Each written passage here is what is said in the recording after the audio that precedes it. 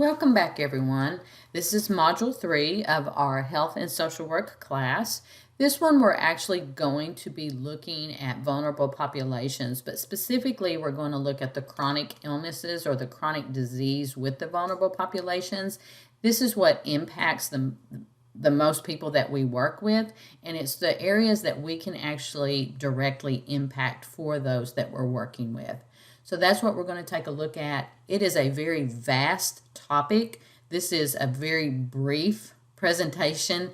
I encourage you, if there is a chronic illness or a chronic disease that you're seeing consistently with individuals that you're working with, the populations you're working with, I encourage you to delve deeper into the research and the information on that specific one to see ways that you could potentially have a positive impact for your clients related to those chronic diseases. Again, we're not medical physicians, but we're like our clients. We need to have the knowledge, we need to have the understanding, we need to have the skills to be able to prevent, alleviate, and manage these chronic illnesses. So this is not from a medical perspective, this is truly from a social work perspective, but the importance of linking our physical health with our mental health, our emotional health, our lifestyle, so that we can have improved outcomes for everyone. So first of all, I've just listed here the top chronic diseases or chronic illnesses in the United States. 6 in 10 adults in the U.S. have at least one of these chronic illnesses, and 4 in 10 adults have 2 or more. You're going to see this is a pretty significant issue, and the vulnerable populations we work with are pretty much going to be encapsulated in that 6 in 10 and that 4 in 10.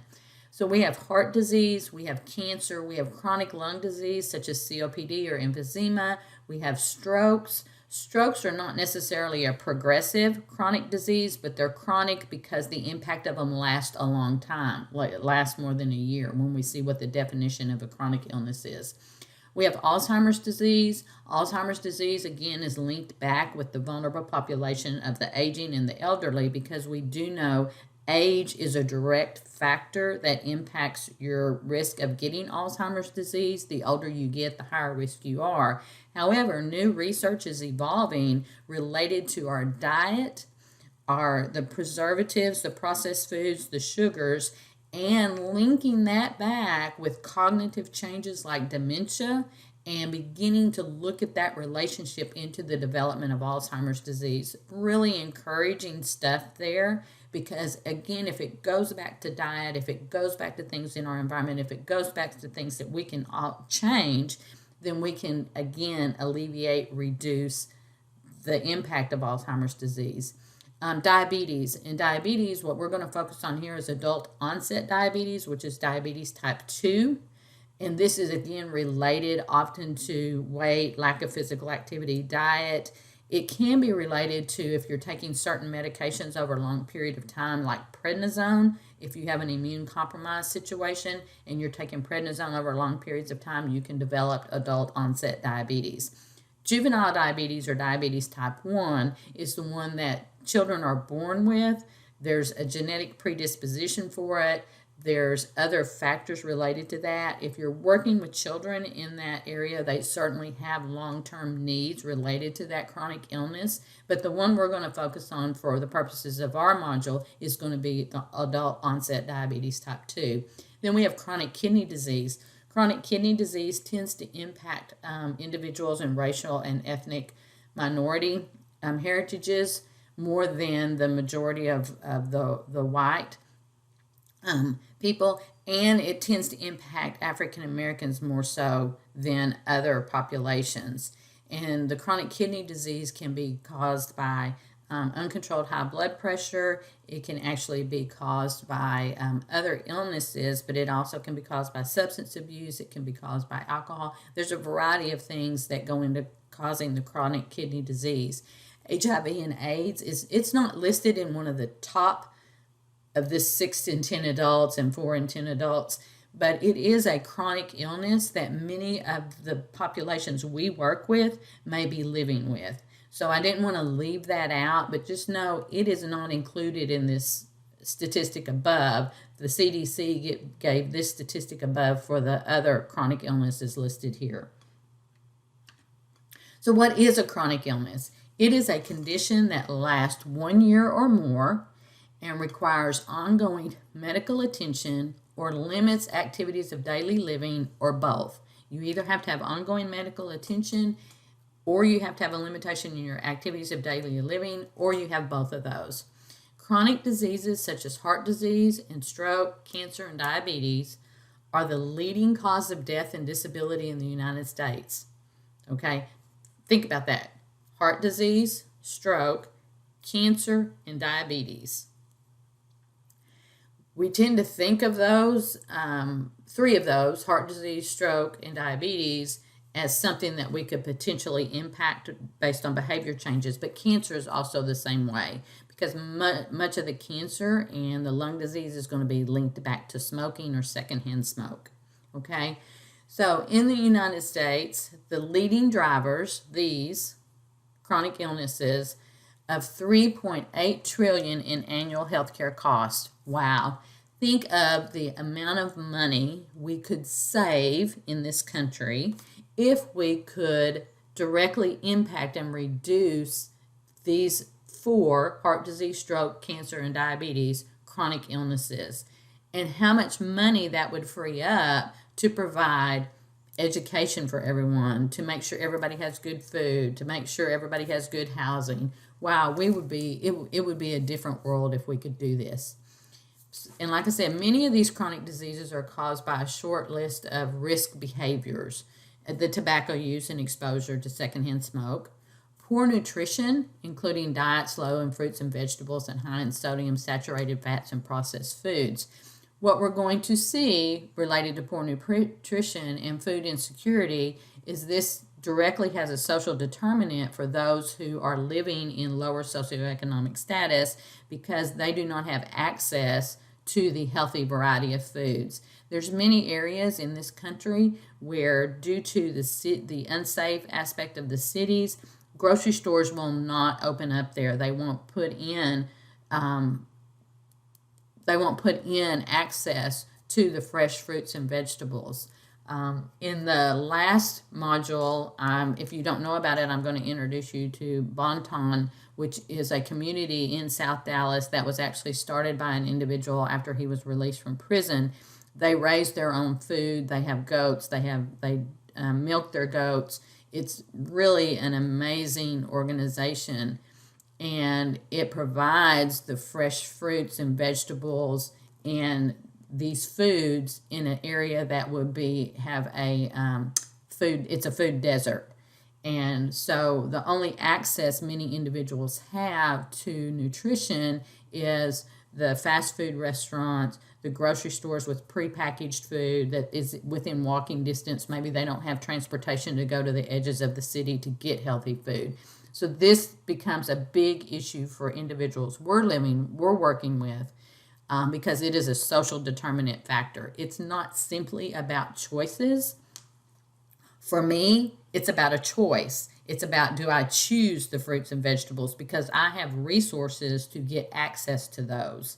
So it becomes a choice in my life. But for individuals who are living in areas where there's food insecurity and there's food deserts, meaning they don't have access to it, it's not really a choice that they have a control over. Lack of physical activity. It also goes back to the socioeconomic determinism here, because there are many areas where it's unsafe for individuals to go out and take a walk on the sidewalk. It's not safe for individuals to go to the park. It's not safe. There's not enough safety. There's violence there. There's drug activity. There's gang activity. So physical activity, and for the purposes of maintaining health, becomes a social determinant in many ways. Again, for me, it's a choice. I have the opportunity to go to a gym. I live in a safe neighborhood and I can go run.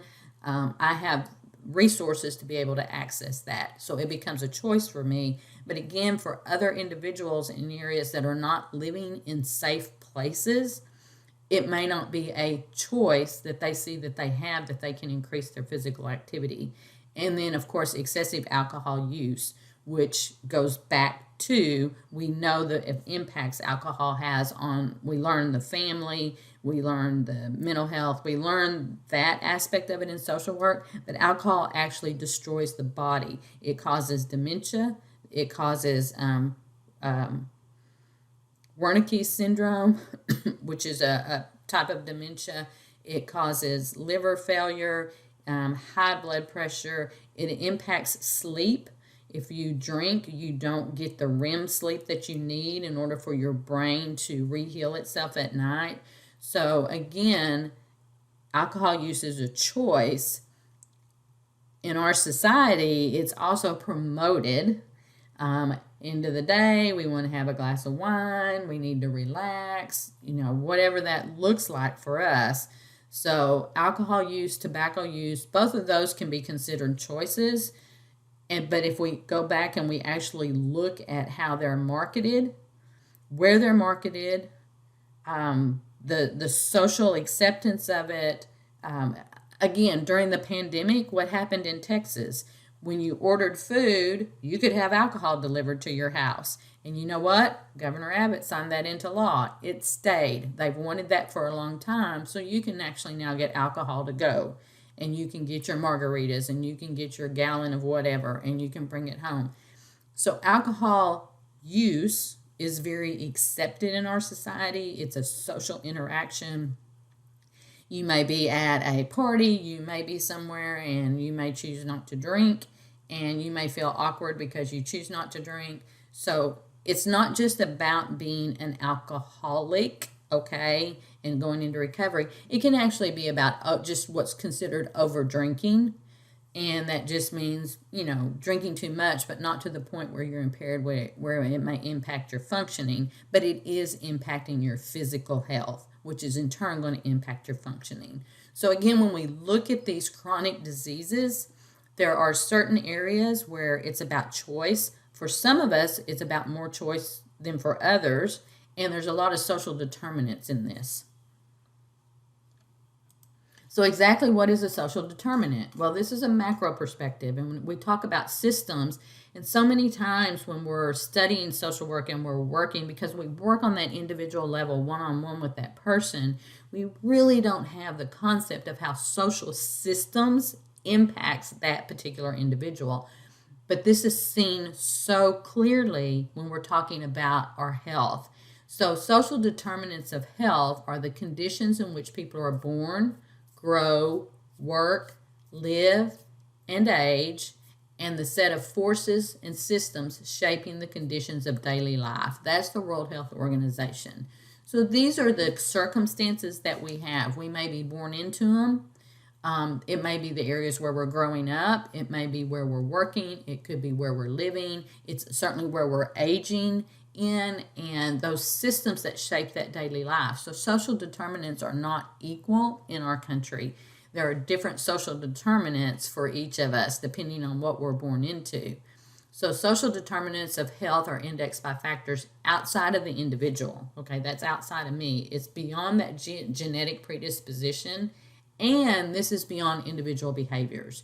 So like I indicated on the last slide, for some individuals who live in areas where there's a food desert and there's food insecurity, their choices may be very limited in terms of what they can actually eat to sustain their bodies. They may not have the option of going to Whole Foods and getting organic or even non-organic tomatoes, carrots, apples. So what we're talking about when we talk about the social determinants, we're talking about the things outside of individual choice and beyond genetic predisposition.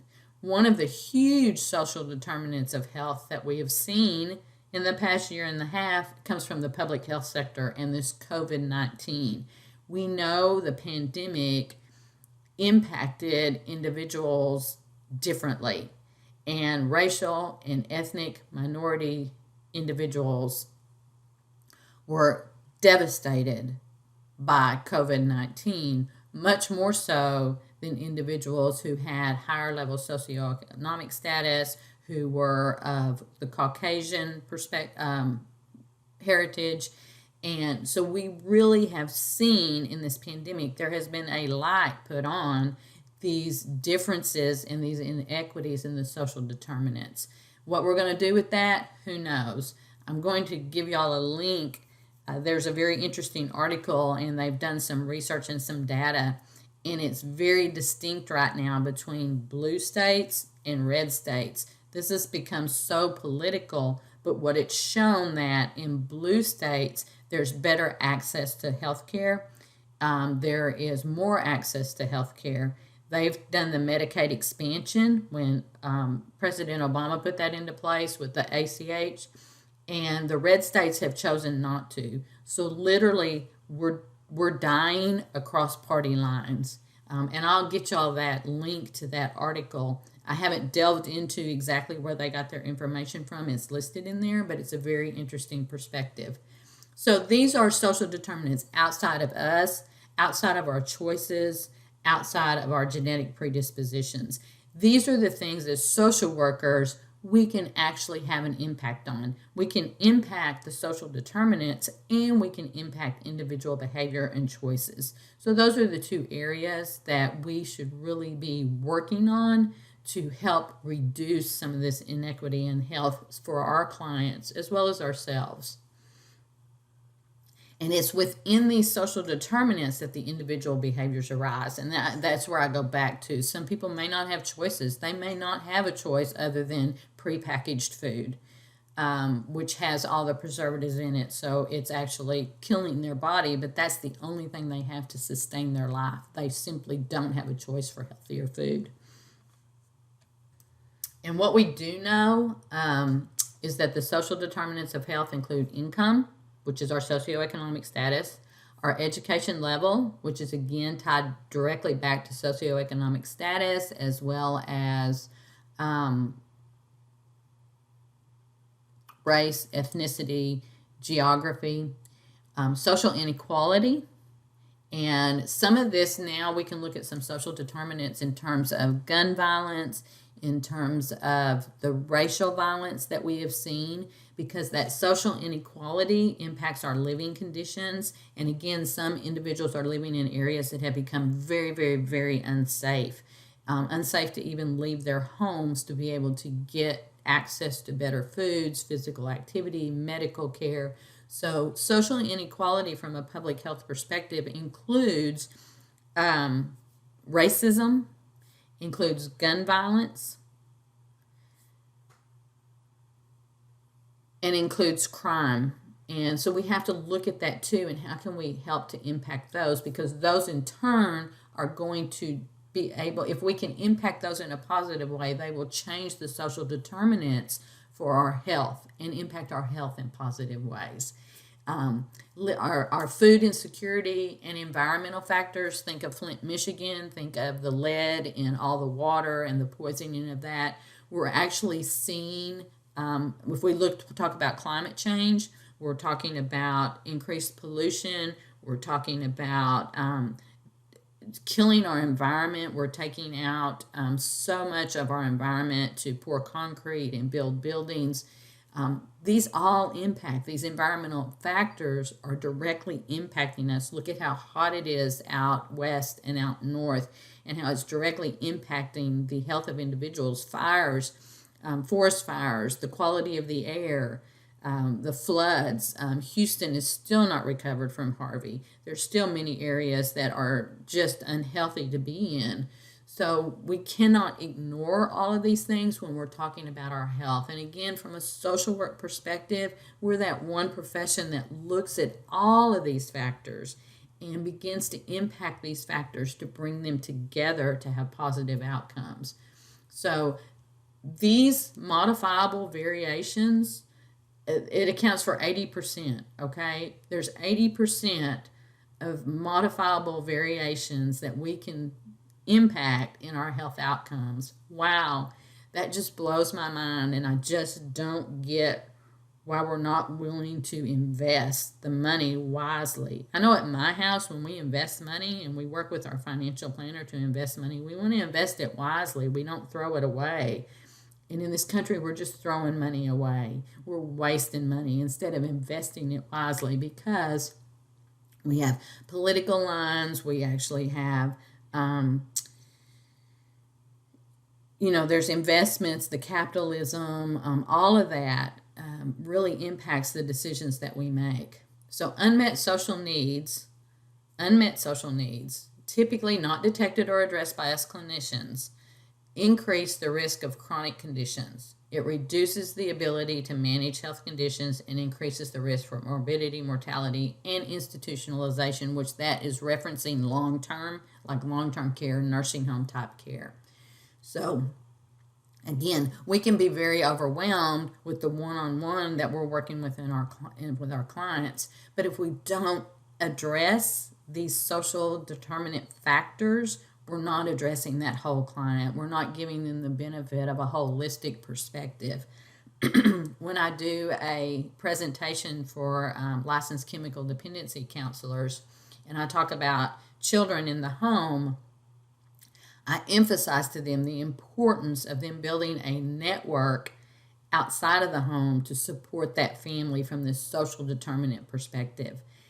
To tap into those community resources, because we have to meet those unmet social needs for that family to get healthy, and not just healthy from a parenting perspective and not just healthy from a substance use perspective, but we have to get healthy in our bodies also too. Otherwise, we have that increased risk of morbidity, mortality, and then needing some type of long-term care because our health condition is deteriorated to the point where we can't function anymore. This is all very expensive.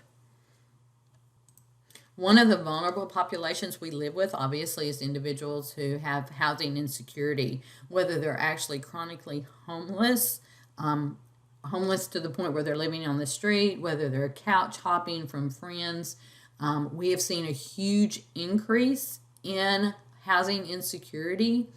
One example I can give you off the top of my head is in the Mesquite area. There are situations that have arisen where the hotels, Mesquite is trying to eliminate hotels that are the cheap hotels. And obviously, when you pay by the hour, we know what that implies, and it's a criminal area, and prostitution and things like that. But it's also an area for individuals who maybe have been evicted, that they can go and they can afford to be there so they can have housing. But these areas are being eliminated because of the crime aspect it brings into the community. So I was talking with the social worker at one of the Mesquite ISDs, and they specifically work with kids who are at risk of homelessness or have housing insecurity.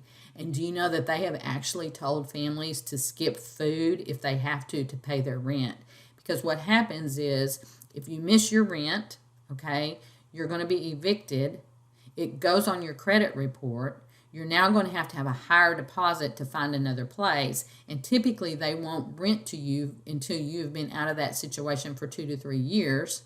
So it becomes this spiraling out of control. So families who are good families, who are working hard, who are living paycheck to paycheck, if they miss one rent payment on their apartment, it could put them into this housing insecurity situation. So what we know, that compared with the general population, individuals experiencing chronic homelessness, and this is a vulnerable population, and it's not the stereotypical population that we see in the movies where it's the individual with mental illness or the individual with substance abuse living on the street. We're seeing this impacting families who have children, individuals who have jobs but simply cannot afford, don't have access to affordable places to live.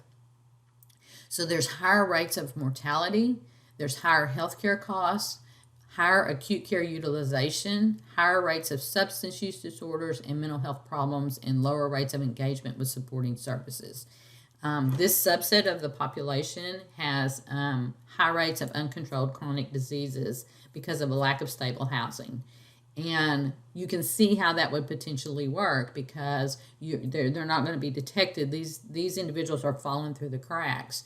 It's difficult for treatment. Management of the chronic illness is just nearly impossible when housing security is not there. So this is one of those vulnerable populations that is hugely impacted by the social determinants related to our health. And again, they have fewer choices than you or I might have. So we look at them, and the layperson looks at them and says, well, why are you choosing that? Well, if you have a choice between paying your rent and getting food, and you know the long-term consequences of skipping that rent, you're going to skip food, and you're going to get cheap food, and you're going to, so while they may even have one choice, it's not optimum either option that's there. Research is also now evolving that demonstrates how trauma, exposure to trauma, previous exposure to trauma can impact our physical health. This one particular study focused on women. It was out of Australia, but it focused on women, and it actually was able to demonstrate the path between exposure to trauma and the development of coronary heart disease. So we know that we can't separate our mental, emotional aspect from our physical health. Again, it's a complex relationship, and it has to do with our circumstances, our environment, our resiliency, the choices that we can make, what options we have to make in those choices. But again, when we're dealing with our vulnerable populations, virtually all of us have been exposed to trauma in our life. There's varying degrees of trauma. Now, trauma can be experiencing the murder of a loved one, and experiencing a trial and experiencing that whole devastating impact when we have so much violence in our country. Or trauma can be the passing of my mom and how that impacted me. So there's different levels of trauma. But what we can safely say is no matter who we are and no matter who we work with, we're bringing some aspect of trauma into our lives. It was interesting, and I used this as an example in another presentation I did about the COVID-19 and the trauma that we have all experienced related to, the potential of catching it, the fear of it, the ridiculousness of everything that was in the news, being isolated, all of those happening there. And it was interesting because raising a daughter who had chronic heart condition, which again resulted in a heart transplant at the age when she turned 21. She's now 18 years post-heart transplant, so I do understand this long-term chronic stuff. But you know what? COVID-19, I experienced a resurgence of trauma because my fear for her was if she was exposed to that, what would happen? And I still have that fear because she's received both Pfizer vaccines, but she developed no antibodies. Individuals with solid organ transplants are not developing the antibodies. There's research going on in other countries to see if a third or fourth vaccination can spur those antibodies, but it's not happening here in the United States. So these individuals have now become a lost population. But all of that really reignited some trauma for me, some trauma that I experienced when she actually died and had to be revived, when she actually had to have her transplant. So no matter what you've experienced in your life, there's going to be some aspect of trauma. And there's just different varying levels of trauma, and we have to recognize what we term to be traumatic, and we have to process through that. But then if we go back to this particular study, and there's a lot of limitations in it, so this is just an area that's beginning to be investigated. But if we look at trauma, and we know that many of our clients have very significant trauma, abuse, sexual abuse, domestic violence, whatever that looks like in their lives, there's going to be a direct link on their physical health. And it can be mitigated by some of these social determinants and individual behaviors, but we cannot ignore it. So heart disease and stroke, we know that this is chronic condition, right? So heart disease and stroke actually causes 1 in 3 deaths in the United States. We also know that heart disease and strokes are one of the more preventable areas in terms of choices and in terms of behaviors. So 1 in 3 deaths in the United States related to heart disease and stroke. The cost to the U.S. healthcare system averages somewhere around $214 billion a year for heart disease and stroke. The, the cost, that should be cost, not cause, 138 billion in lost productivity.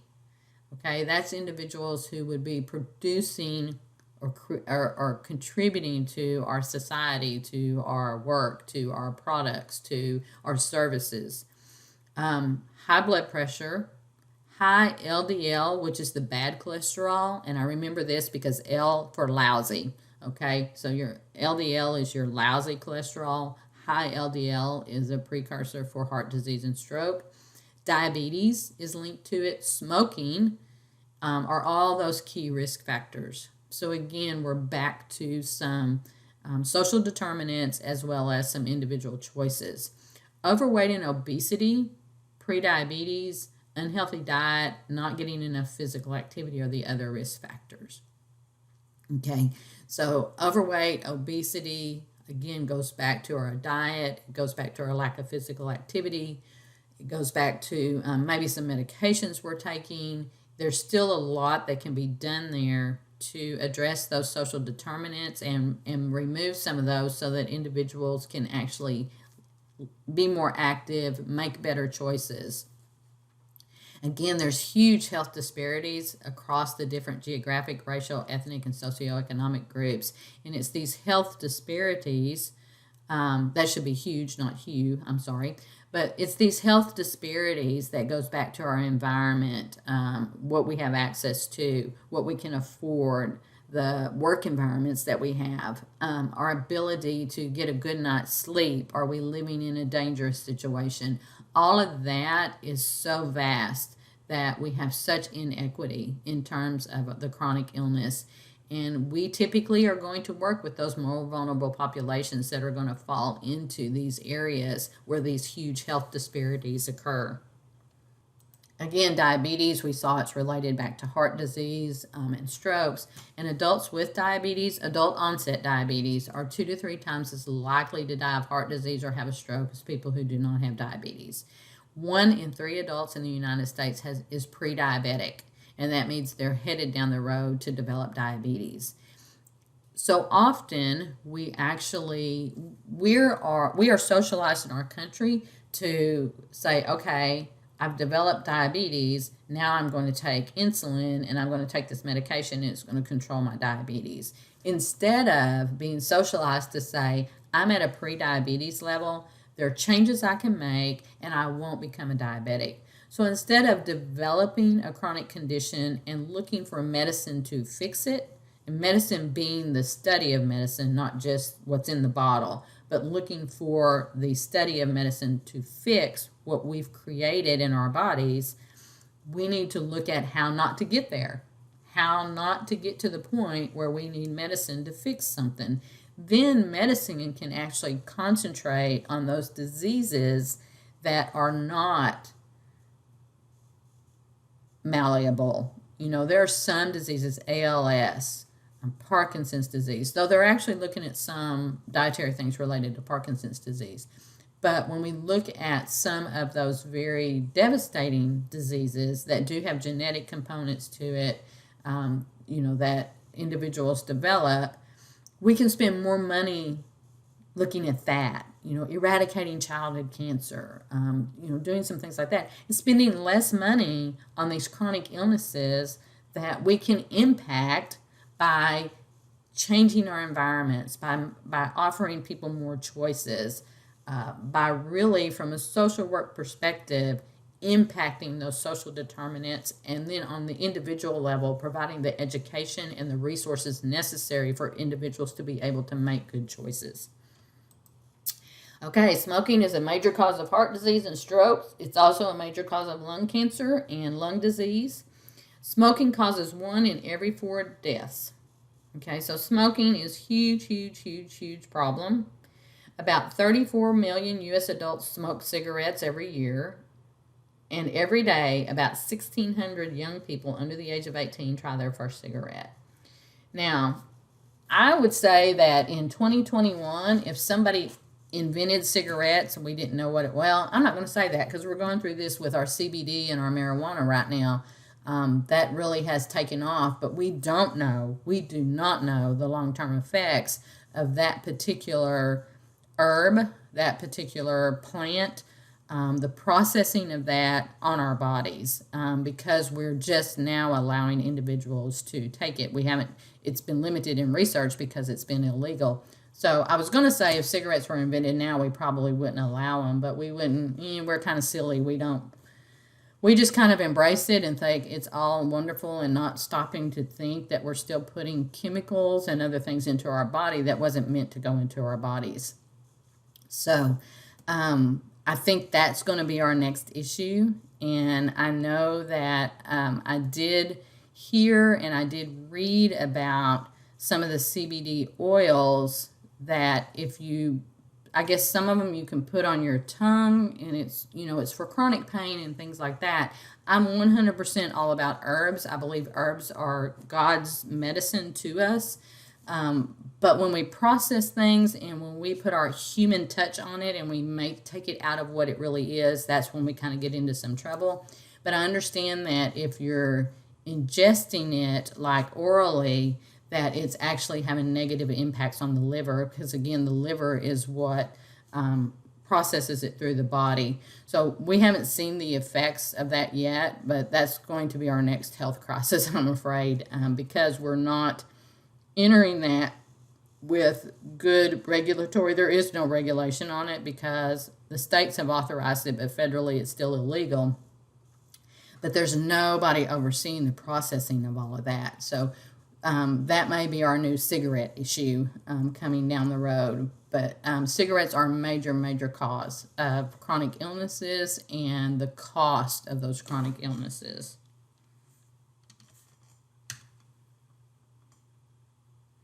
Again, obesity, unhealthy diet, and physical inactivity, those all go together. 72% of the adults are overweight or have diabetes in the United States, and it impacts all of that, the blood pressure, the cholesterol, the triglycerides, all of that.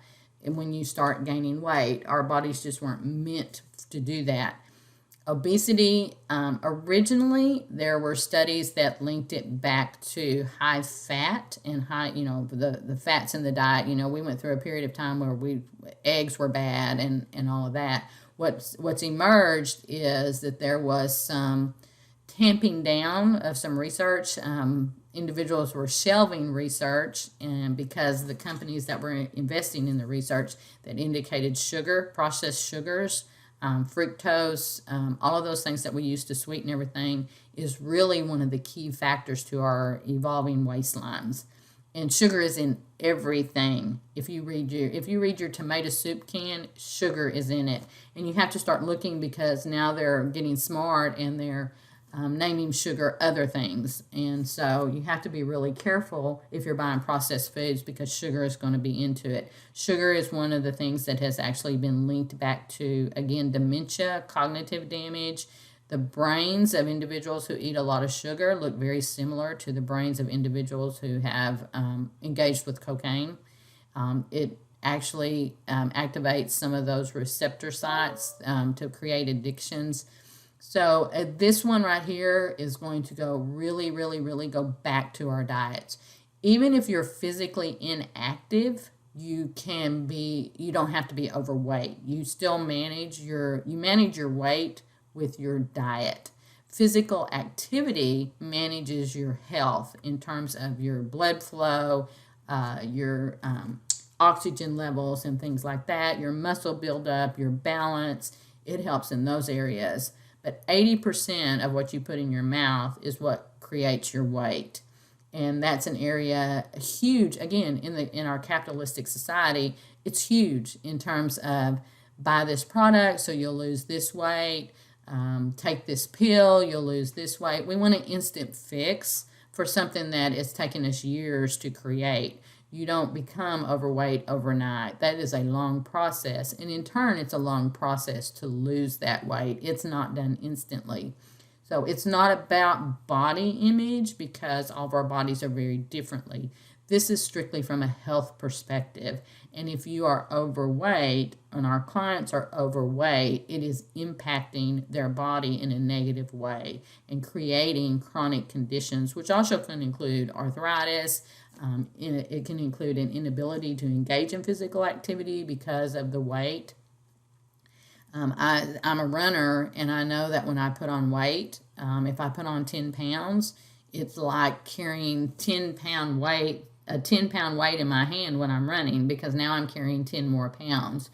So we have to really pay attention to the weight. And in those areas where we have the food insecurity and we have the food deserts and there's not good options, individuals are going to have increased obesity, increased diabetes, because their choices are limited. So, how do we actually change this trajectory of chronic illness? You know what? We need equal access to quality health care. And preventive medicine is so much more cost effective than reactive medicine. And if we could invest in the areas that don't have access to good quality health care for preventive purposes and managing of chronic illnesses, then our costs are going to continue to spiral out of control. We need equal access to not only reduce food insecurity, but to provide quality, healthy food options. I believe access to quality food is a human right. And it just, I don't know, there's something about the fact that I'm not going to say limit, but that we control the food people have access to. If we go back centuries, then we grew our own food, or we were foragers, we gathered food. And it was really up to us as to how we fed ourselves and if we invested in what we needed to invest in. But now, from, again, the evolving of the capitalistic industrial society, we control food, and our society controls food, and our supermarkets control food, and the food industry controls who gets access to the food. So individuals don't have the freedom to go out in their field and plant their own vegetables or plant their own gardens in so many areas, and we certainly don't have availability to develop gardens that are sustainable for our families. So we've taken away that individualism, the ability for individuals to feed themselves without relying on another system, and now that system controls those food options. So we really need to get the food industry under control. They are like way out of control, and we're going to talk about that when we talk about a culture of health, because the food industry is food industry hires so many behaviorally trained individuals so that they know how to market food to us. They also know what additives and preservatives to put into food to trigger those reactions in our brain. There's a great book, and it's The Truth About Our Food Chain. I'll pull it up if I remember and give it to y'all. And it's a lady. She was actually working as an accountant in some of the big areas, and she got into the food industry, and she was appalled at what she learned about how the food industry manages and controls our food. We need safe areas that can promote physical activity. So we need safe areas. We need safe places in all communities where individuals can actually get out and engage in physical activity. When we were able to travel to Cuba in our study abroad program, the one thing that we saw every evening at the end of the day at 5 o'clock, the parks were filled. Okay, now Cuba is a communist country. Cuba is an extremely poor country. There's so many humanitarian issues there, but they don't have access to internet. They don't have access to electronics.